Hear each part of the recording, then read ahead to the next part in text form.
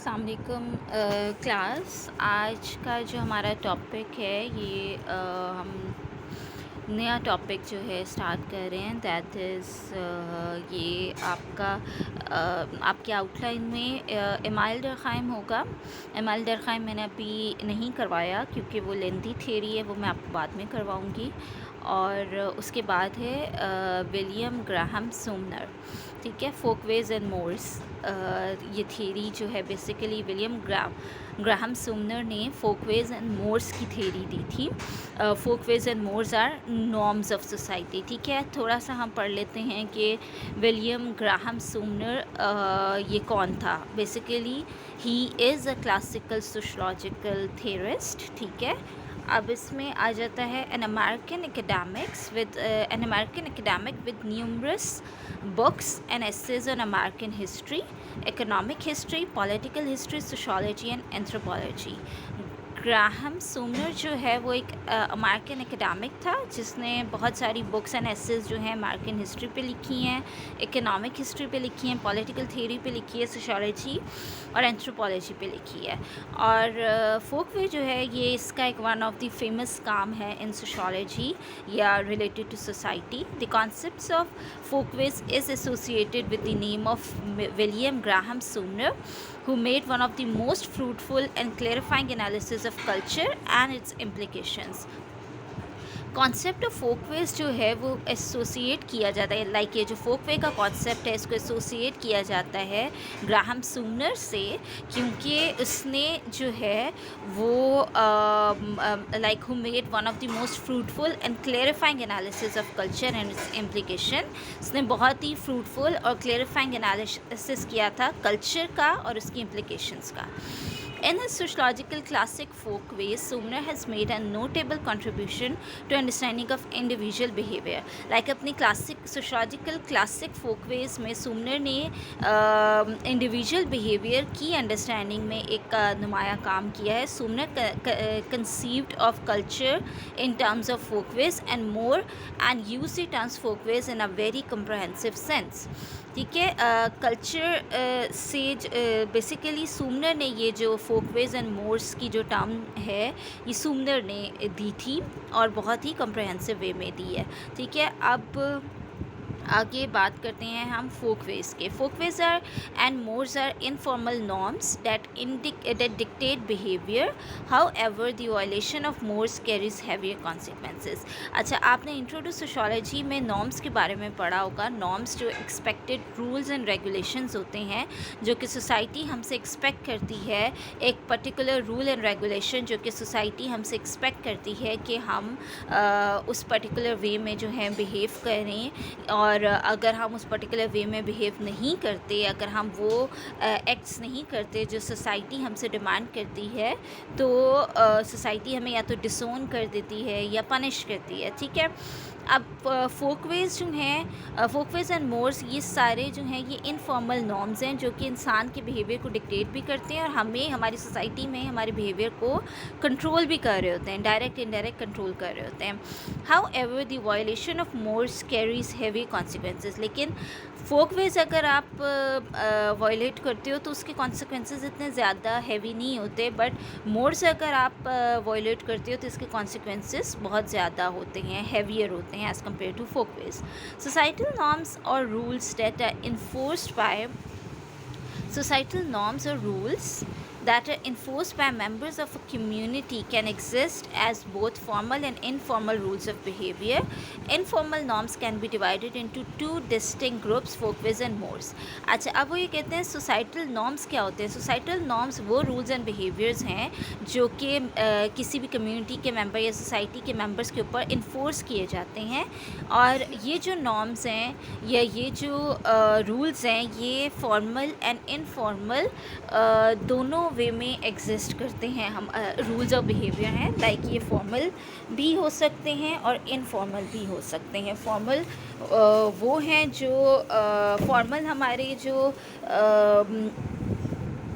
हमारी जो formal norms हैं वो हमारी उसमें आ जाते हैं जो कि सोसाइटी की जो रूलिंग बॉडीज़ हैं, यानी जैसे पुलिस फोर्स हो गई या कोर्ट हो गया, वो उस लेवल पे आ जाती हैं, लाइक रिटन। और सेम जो फॉर्मल, जैसे हम यूनिवर्सिटीज़ की या किसी ऑर्गेनाइजेशन की बात करें, लाइक फॉर एग्जांपल अगर आप यूनिवर्सिटी में का एक फॉर्मल जो नॉर्म है वो ये है कि आपसे एक्सपेक्ट किया जाता है कि आप पेपर्स में चीटिंग नहीं करोगे, ठीक है।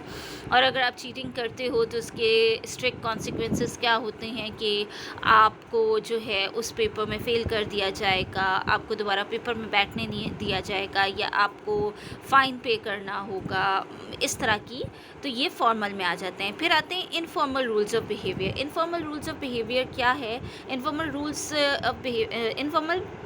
नॉर्म्स जो हैं वो टू ग्रुप्स में डिवाइडेड हैं, that is folkways and mores, ठीक है।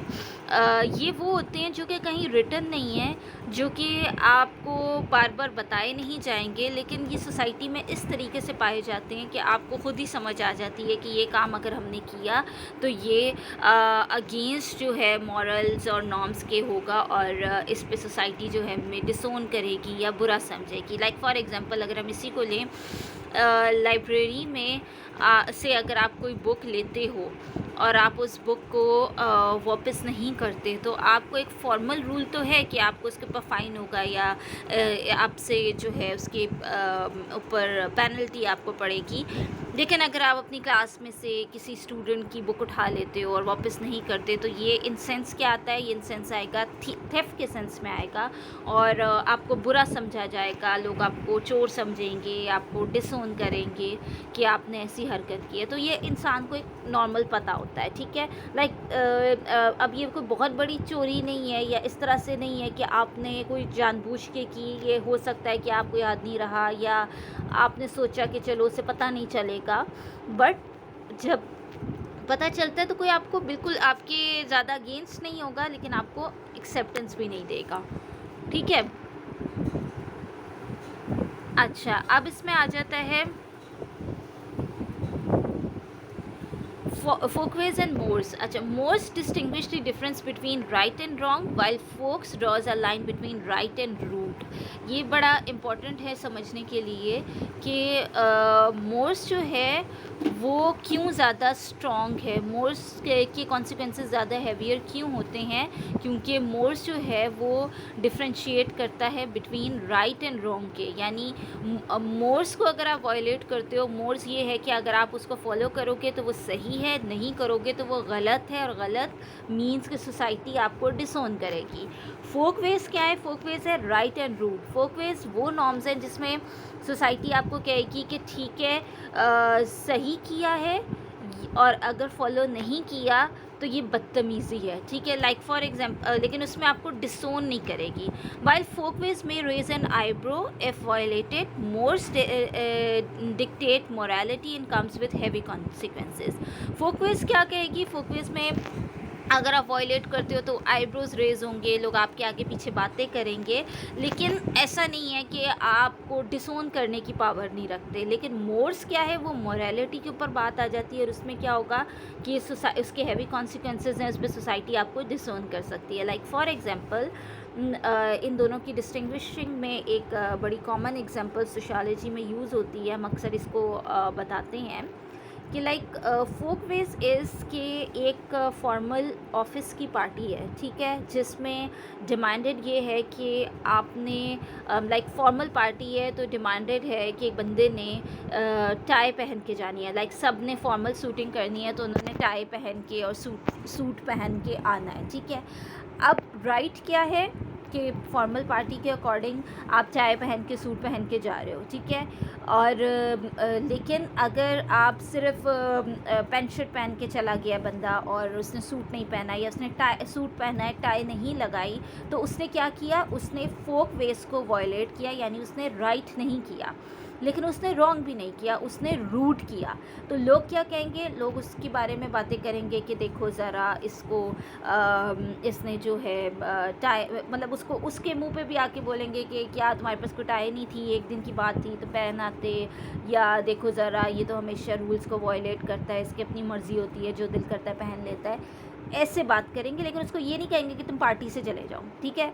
लेकिन अगर एक बंदा जो है वो पार्टी में बग़ैर शर्ट के आ जाता है या बग़ैर कपड़ों के आ जाता है, तो वो क्या है, वो रूड नहीं होगा, वो राइट भी नहीं होगा, वो टोटली रॉन्ग होगा। और उसमें क्या होगा कि सोसाइटी आपको डिसोन करेगी कि ये बदतमीज़ी है, ये मॉरलिटी के ख़िलाफ़ है कि आप इस तरीके से आगे हो।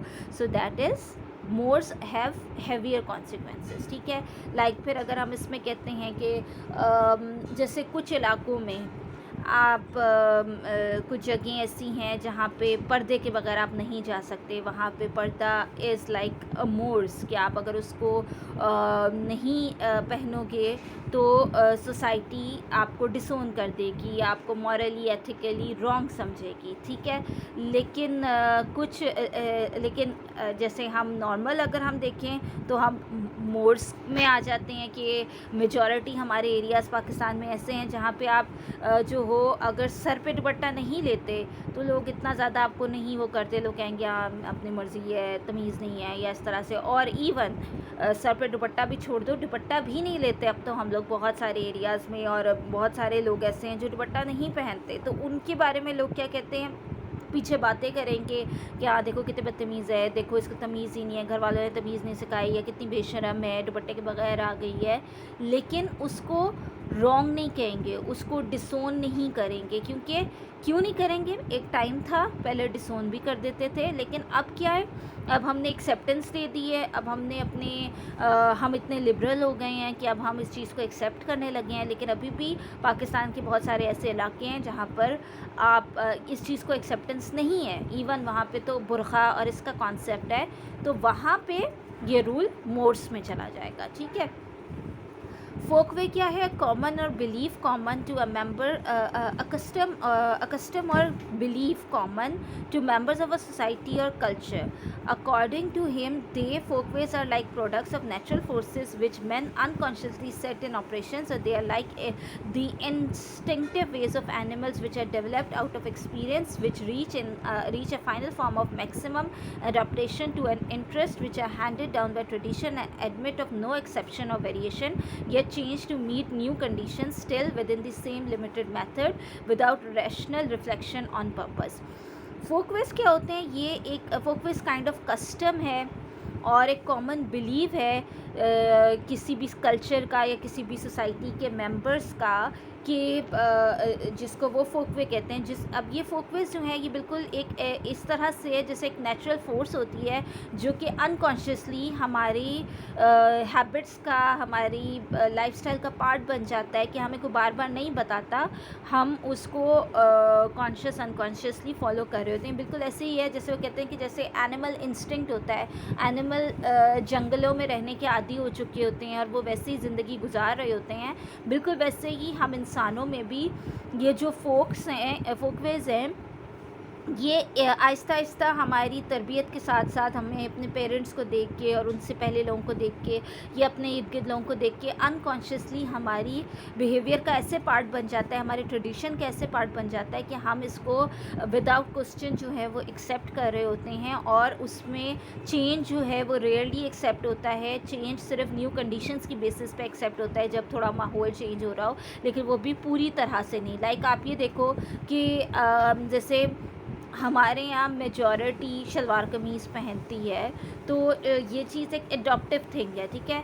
अब इसमें पहले ये बहुत एक्सट्रीम लेवल पे जाके अब जाके इतना टाइम हुआ है कि अब ये चेंज आना शुरू हुआ है कि लोग स्लीवलेस भी पहनते हैं, लोग बग़ैर दुपट्टे के भी जाते हैं, जो कि पहले बिल्कुल एक्सेप्टेबल नहीं था। अब एक्सेप्टेबल क्यों है? क्योंकि न्यू कंडीशंस आ गई हैं, मीडिया इन्फ्लुएंस ज़्यादा आ गया है, लोग अब ये समझने लगे हैं कि फ़ैशन नहीं करेंगे तो दुनिया हमें डिसोन कर देगी। इस तरह की चीज़ें अब माइंड में आने लगी हैं। लेकिन अभी भी आप देखो अभी भी हमारी सोसाइटी में अब ये मतलब एक्सट्रीम चेंज तो नहीं आया ना कि आप उन्हीं चीज़ों को फॉलो तो कर रहे हो। आप अभी भी वही बात अगर हम कहें कि कोई बंदा बगैर शर्ट के तो नहीं पार्टी में जा सकता ना, that is still not a part of your society, ठीक है। From this it is result that all the और अगेन जो फोकवेज है ना, फोकवेज इतने रिजिड होते भी नहीं हैं। फोकवेज जो हैं वो ज़रा ईज़ी गोइंग होते हैं, दैट्स वाई हम इजीली उस फोकवेज के रूल्स एंड रेगुलेशंस में चेंजेस ले आते हैं और चेंजेस एक्सेप्ट भी हो जाते हैं। चेंजेस के ऊपर लोग बातें ज़रूर करेंगे, बुरा भला भी कहेंगे, लेकिन उसको एक्सेप्ट कर लेंगे। जैसे अगर हम देखें आज भी ऐसा नहीं है कि कोई ये नहीं कहेगा कि आप स्लीवलेस पहन के आ गए तो आपने बड़ा अच्छा काम किया, या आप दुपट्टा नहीं लेते तो आप बड़े अच्छे हो। उसको लोग क्वेश्चन करेंगे, उसमें आपके बारे में बुरा भला भी कहेंगे, सब कुछ कहेंगे, लेकिन एक्सेप्टेंस भी दे देंगे कि कोई बात नहीं, उसकी मर्ज़ी है, जो मर्ज़ी करे, उसका ईमान है, इस तरह की बात पे आ जाएगी। उसने अल्लाह को जवाब देना है, एक्सेप्टेंस आ जाती है। लेकिन मोर्स में ऐसा नहीं है, मोर्स में एक्सेप्टेंस नहीं आती, मोर्स में डिसोन तक की बात आ जाती है, पनिशमेंट तक की बात आ जाती है, ठीक है। From this it results that all the life of human beings in all ages and stages of culture is primarily controlled by a vast mass of folkways handed down from the earliest existence of the race, having the numbers of the ways of other animals only the topmost layers of which are subject to change and control and have been somewhat modified by human philosophy, ethics and religion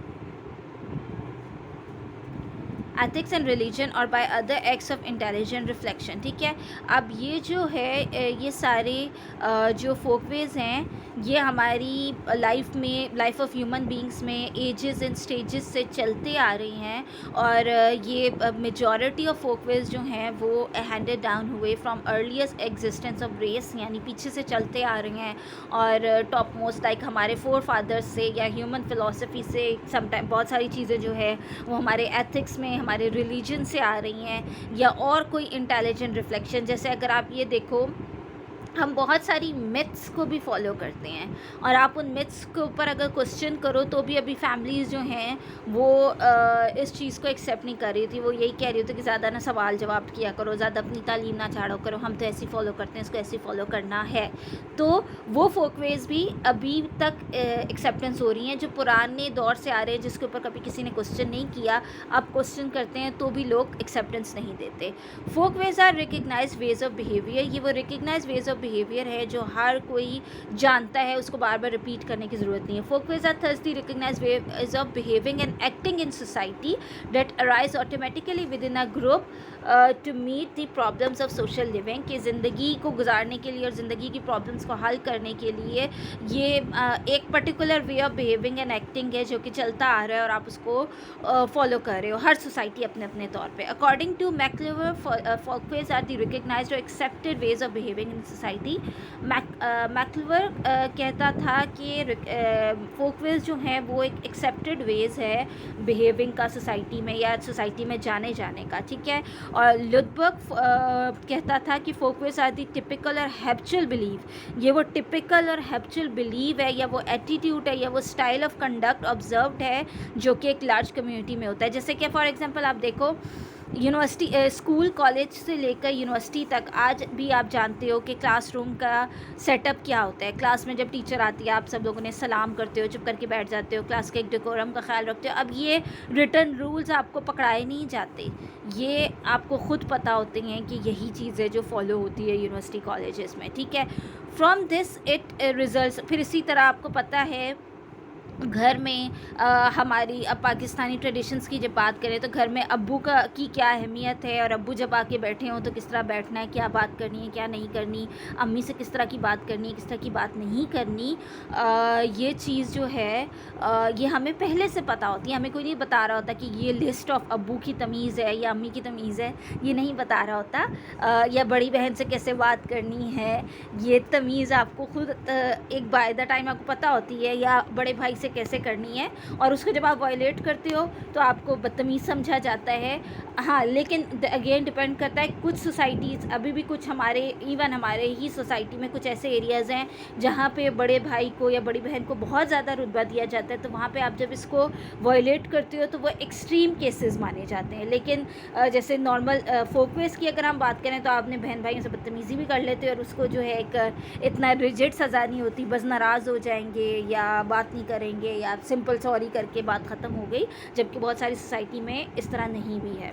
ठीक है, from this it results that all the life of human beings in all ages and stages of culture is primarily controlled by a vast mass of folkways handed down from the earliest existence of the race, having the nature of ways of other animals, only the topmost layers of which are subject to change and control and have been somewhat modified by human philosophy। ये आगे वही बात आ रही है, ठीक है, कि हमारी जो लाइक ऑल द एजेस और स्टेजेस से चल के जो कल्चर आगे चलता आया है और उसी ने नीचे जो है इंसानों को जिस तरह के वैल्यूज़ जो हम पीछे से फॉलो करते आ रहे हैं वो आज भी हम फॉलो कर रहे हैं। इसमें थोड़ा बहुत मॉडिफिकेशन हुई है जहाँ पर हो सकती थी, वरना इतनी नहीं हुई। ठीक है, अभी भी हम पास्ट कुछ चीज़ों को फॉलो करें। अब आपने बताना ये है फोक वेज के रिलेटेड, एक तो आप लोगों ने एग्जांपल्स देनी है। ठीक है, आपका टास्क ये है कि आप लोगों ने एक तो एक्सप्लेन करना है कि आपको इसकी क्या समझ आई है, फिर आप लोगों ने एग्जांपल्स देनी है, और फिर आपने ये बताना है कि कौन से ऐसे फोक वेज हैं जो आज भी चले आ रहे हैं और बिल्कुल भी चेंज नहीं हुए, और कौन से ऐसे फोकवेज हैं जो आज चल तो आ रही हैं पर उनमें माइनर से चेंजेस हो चुके हैं और वो एक्सेप्टेबल हो गया। जैसे मैंने दुपट्टे की बात की, इसके अलावा अगर हम देखें अब हम पहले क्या होता था, पहले ज़माने में लड़कियों को अब्बू ही लेने आते थे, अब्बू ही छोड़ने जाते थे, अब्बू ही ने हर जगह पे लेके जाना था। अब आजकल आप देखो लड़कियां खुद ड्राइव भी ज़्यादातर कर रही हैं, मतलब अब एक ड्राइविंग की भी एक चीज़ एक्सेप्टेबल हो गई है, अकेले करना, रात में भी कर रही, स्कूटीज़ चला रही हैं। ठीक है, या उबर करीम, अब आप अकेले चले जाते। शुरू में जब आई थी तो माँ बाप अकेले भी जाने नहीं देते थे, तो एक ये जो ट्रैवल है अकेले, ये भी एक एक्सेप्टेबल हो गया हुआ है। हाँ, बहुत सारी आईब्रोज भी इस पर रेज होती हैं कि लोग कहते हैं कि देखो ज़रा लड़की को आवारा कर दिया, अकेली ऊपर में आ रही है, अकेली जा रही है, इस तरह की बातें भी लोग करते हैं। लेकिन क्या है, एक्सेप्टेंस भी लोगों ने कर दी है कि नहीं कोई बुरी बात नहीं है, अब क्या करें, कॉन्फिडेंट होना चाहिए। तो इस तरह से आप लोगों ने एग्जाम्पल देनी है। ठीक है, अच्छा, उसके बाद आ जाता है folkways are recognize ways of behaviour in a society which arise automatically within a group to meet the problem of social living. Social life is full of problems and man seems to have टाइड। अच्छा, ये चीज़ें हम different societies have found different social life is full of problems and man seems to have tried every possible way of dealing with such problems. ठीक है, social life जो है वो एक फुल ऑफ प्रॉब्लम्स है और man seems to have tried every possible way of dealing with such problems, कि इन प्रॉब्लम्स को किस तरीके से ख़त्म किया जा सके। Different societies have found different workable patterns. मतलब मुख्तलिफ सोसाइटीज़ में मुख्तलिफ वर्क पैटर्न्स होते हैं। Group through trial and error, sheer accident और सम अननोन इन्फ्लुएंसेस में arrive at one of the possibilities, repeated and accept it as a normal way of behaviour. अब क्या होता है कि बहुत सारे ग्रुप्स जो हैं वो बहुत सारे एरर्स और ट्रायल से गुजर के, बहुत सारी चीज़ों से इन्फ्लुएंस होकर एक तरीक़ाकार तैयार करते हैं और फिर वो तरीक़ाकार एक नॉर्मल वे ऑफ बिहेवियर का पार्ट बन जाता है। जैसे कि अगर हम बात करें शुरू में जब उबर करीम चलना शुरू हुई पाकिस्तान में, बहुत सारे लोगों ने एक्सेप्टेंस नहीं दी, बहुत सारे लोगों ने कहा हादसे हो जाते हैं, हुए भी होंगे लोगों के साथ हादसे। किसी ने कहा कि धोखा देने वाले लोग होते हैं, कोई ड्राइवर गलत निकल आए, इस तरह बहुत सारी चीज़ें हुई भी। लेकिन आहिस्ता क्या हुआ कि इन सारे एक्सीडेंट्स, एरर्स और इन सब चीज़ों के बाद वो एक नॉर्मल वे ऑफ लाइफ का पार्ट बन गया। अब क्या है, अब मेजॉरिटी लोग इस्तेमाल करते हैं, लाइक वो रिस्क अब उठाना नॉर्मल हो गया और डर अब निकल गया। It is passed on the succeeding generation, becomes one of the ways of group of the folk, hence a folk way. और फिर इसी तरह आगे जनरेशन टू जनरेशन इस तरह फोक वेज चलते जाते हैं। According to Sumner, man inherited from their best beast ancestor psychology psychophysical traits. अच्छा, सुमनर कहता था कि man inherited their beast ancestors, inherited like अपने फोर फादर, अपने जो एंसेस्टर्स, जो वही जो बात जो डार्विन भी कहता है कि इंसान वो ये एक इनका बिलीव है ना कि ये मानते हैं कि इंसान पहले जो वो जानवर की ब्रीड से ही आ रहा है, या इंसान पहले जो है वो बंदर था। दैट्स मैन को जो है वो कहा जाता है कि he is the most cruelest animal, क्योंकि इंसान जब जानवर के लेवल तक पहुंचता है तो वो जानवर से भी बदतर हो जाता है। तो उसमें वो कहते हैं कि अपनी साइकोफिजिकल ट्रेट्स, इंस्टिंक्ट्स या डेक्सटर्टरीज और least dispositions which give them aid in solving the problem of food supply. अब इसमें वो कहते हैं कि ये जो फिजिकल ट्रेट्स हैं या इंस्टिंक्ट्स हैं, ये कहीं ना कहीं वहाँ से पाए गए हैं, लेकिन ये ज़रूर कहा जा सकता है कि इंसान पहले जंगलों में रहते थे तो एक आपकी एक वो वाली क्वालिटीज़ आपके अंदर आती हैं। लाइक वहीं पे हमने फ़िज़िकल ट्रेट्स कहाँ से सीखी, जो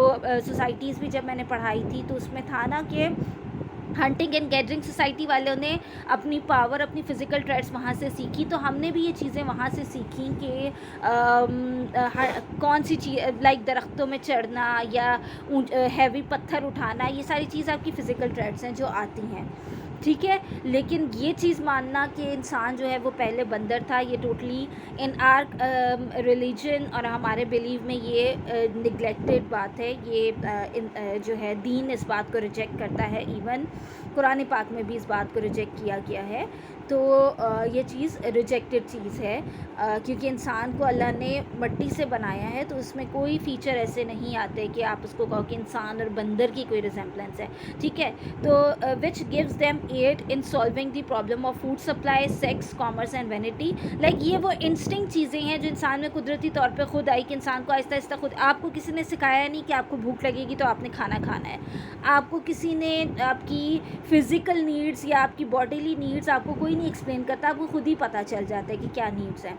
the result is mass phenomena, currents of similarity, occurrence and mutual contribution, and these produce folkways. The folkways are thus the product of frequent repetition of petty acts, often by great numbers acting in concert or at least acting in the same way when face to face with the same needs. According to Lundenberg, folkways designate those uniformity in the behavior of a group which develops relatively spontaneous and even unconsciously in adapting to common life conditions and which become established through repetition and journal occurrence. अच्छा, लूटनबर्ग यही कहता था कि Folkways हमारी behaviour का part बनते जाते हैं, क्योंकि हम इसको अनकॉन्शियसली बार बार इतना फॉलो करते हैं कि हमारी बिहेवियर का पार्ट बन जाता है। Thus they are those unconscious collective modes of behaviour that are believe to insure the. अब ये वो अनकॉन्शियस मोड हैं बिहेवियर्स के जो कि माने जाते हैं कि ये आपकी सर्वाइवल और आपकी ग्रोथ का पार्ट है, इसके बगैर आप चल नहीं सकते।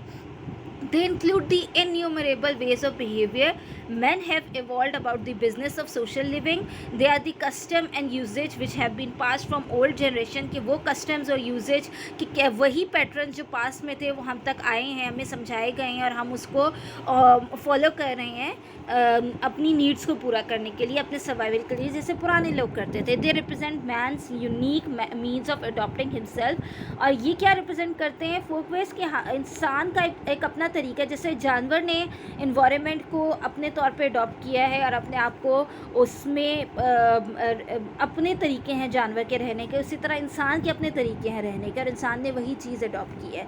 No member of a group ever question a folkway nor is anyone needed to enforce a folkway. अब कोई भी मेंबर जो है वो फोकवे को इन्फोर्स नहीं करता और ना ही उसको क्वेश्चन करते हैं, मेजॉरिटी तो नहीं करते, लेकिन क्या है कि बात अब क्वेश्चन अगर उस पर किया जाए तो उसमें थोड़ी बहुत अमेंडमेंट हो जाती है, लेकिन अगेन वही बात है, आगे हम मोड्स को पढ़ेंगे, मोड्स जो हैं वो ज़्यादा रिजिड होते हैं। ठीक है क्लास, तो यहाँ पे मैं अपना लेक्चर एंड कर रही हूँ। जो टास्क मैंने आपको दिया आपने वो करना है। नेक्स्ट टाइम हम कैरेक्टरिस्टिक्स ऑफ फोकवेज पढ़ेंगे, ठीक है। ओके क्लास, अल्लाह हाफ़िज़।